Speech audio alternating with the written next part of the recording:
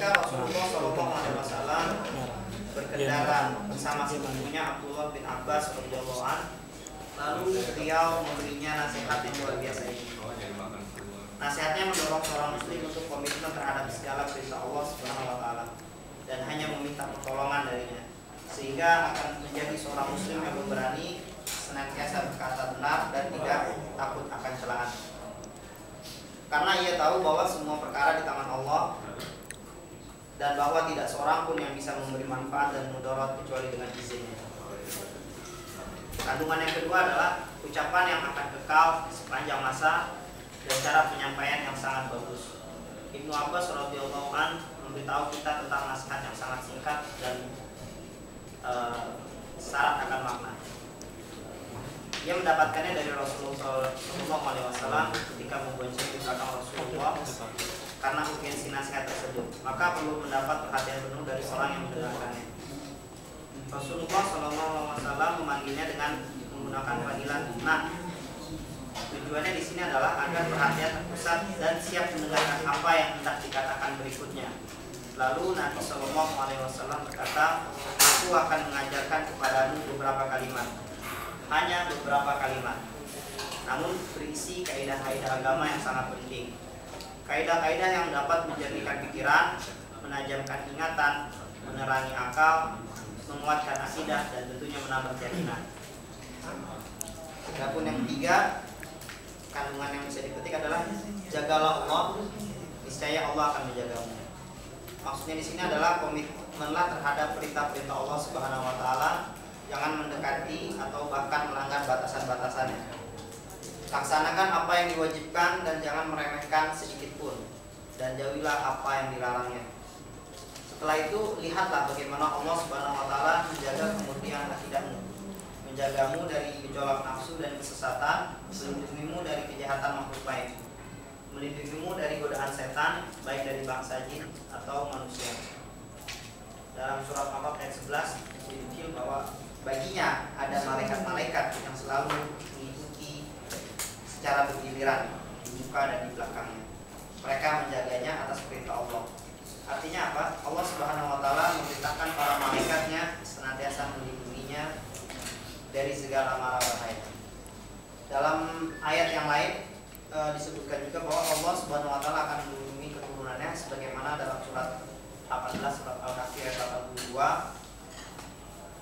Adapun dinding rumah itu adalah kepunyaan dua orang anak yatim di kota itu, dan di bawahnya ada harta benda simpanan bagi mereka berdua, sedangkan ayahnya adalah seorang yang soleh.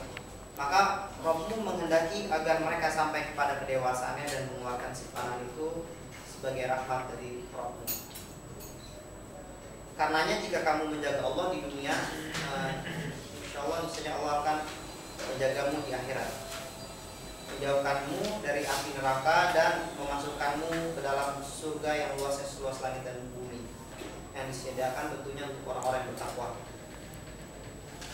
Sebagaimana firman Allah dalam surat Al-Imran ayat 133, dan bersegeralah kamu kepada ampunan dari Rabbmu dan kepada surga yang luasnya seluas langit dan bumi yang disediakan untuk orang-orang yang bertakwa.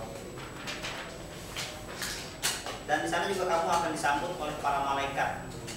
Inilah yang dijanjikan kepadamu, yaitu pada setiap hamba yang selalu kembali kepada Allah lagi memelihara semua peraturan-peraturnya, yaitu orang yang takut kepada Rabb yang maha pemurah sedang dia tidak kelihatan olehnya, dan dia datang dengan hati yang bersabar. Telat nih, telat. Masukilah Orang telat. surga itu dengan aman. Itulah hari kekekalan. Orang telat. Mereka di dalamnya memperoleh apa yang mereka kehendaki, dan pada sisi kamu adalah tambahan. Pada sisi kami adalah tambahan. Telat. Telah dijanjikan kepadamu kabar gembira dan yang memelihara hukum-hukum Allah, dan diberikanlah orang-orang yang tidak dikecil dalam surat Al-Taubah ayat 112. Rasulullah SAW juga mengajarkan kepada para sahabatnya agar mereka meminta perlindungan dari Allah.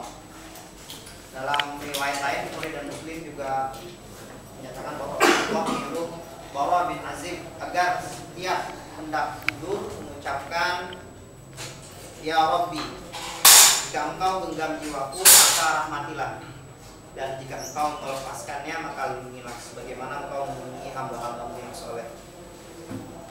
Ibnu Hibban juga meriwayatkan dari Umar radhiyallahu anhu bahwa Nabi Shallallahu Alaihi Wasallam mengajarkan kita untuk senantiasa berdoa, ya Allah, lindungilah aku dengan Islam dalam keadaan berdiri, lindungilah aku dengan Islam dalam keadaan duduk, lindungilah aku dengan Islam dalam keadaan berbaring.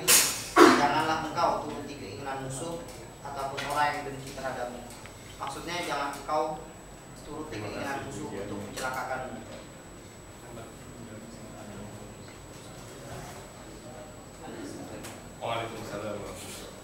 Yang keempat, pertolongan dan dukungan Allah Subhanahu wa ta'ala. Kira-kira untuk sampai menjelaskan ketika membaca kemudian bisa mengambil kesimpulan dari yang dibaca, bisa nggak? Maksudnya nggak dihabisin ya? Hah? Dihabisin dulu. Kalau dihabisin, tapi ini nggak cukup. Soalnya banyak buat masyarakat sekitar. Kan dosennya nggak ada. Gini, kita ngambil kesimpulan begini apa? Soalnya kalau dibaca mungkin yang lain juga bisa membaca gitu kan. Maksudnya gini aja, apa kita memahami teks dari hadis, setelah itu kita baca beberapa dari macam-macam di sini. Nah, nanti kita jelaskan semampu kita aja dulu. Mungkin tadi sudah dibaca ada sekitar 4 poin gitu. Nah, dari sekitar 4 poin ini mungkin bisa dijelaskan apa kesimpulan di sini. Kita mungkin bisa mengaitkan dengan contoh realita yang ada dan sebagainya. Ya seperti pada poinnya itu.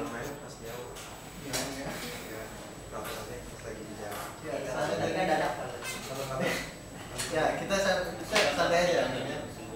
Kita sekarang Ya di sini jagalah Allah, poin ketiga saya coba menunjukkan syaratnya sedikit ya, sebagaimana Allah menjagamu. Ya dinukil dalam surat Al-Kahfi bahwa ada seorang remaja yang sebenarnya sudah yatim piatu, namun memiliki harta warisan yang harta warisan dari bapaknya itu yang banyak. Cuma harta warisan itu dipendamnya di dalam kita mungkin sering baca surat Al-Kahfi, dipendam dalam sebuah tanah yang dikasih tiang. Namun